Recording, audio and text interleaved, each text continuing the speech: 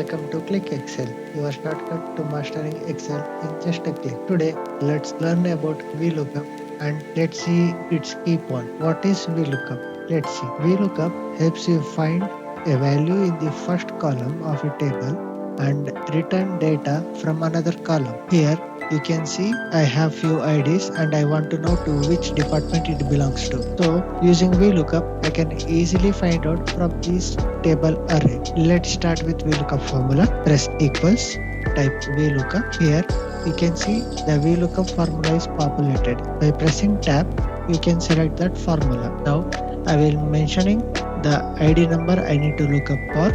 Now I need to mention the table array. It has to be searched from here. The output I need is department. To which department it belongs to I want to know. So here I need to extend the selection to department column. Press comma. The department column is fourth from the selected one. 1, 2, 3 and 4. Mention 4. By mentioning 0 or 1, we are defining what match we are preferring.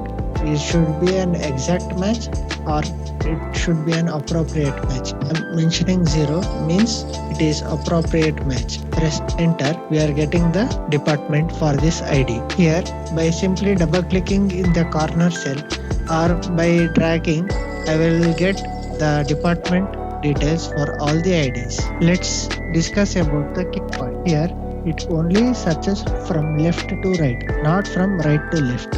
If there are any changes in the column, the output will get affected. Problem here is we need to mention the column number for the output. See, for example, I have mentioned 4 here. I am mentioning 3 here and I will get the designation just like the department details. If I mention it 5 or 6, let's say 6, it will not give the proper output because the selection is only limited to 4th column. That's about VLOOKUP formula. Like, subscribe and follow Click Excel for more Excel tips made simple.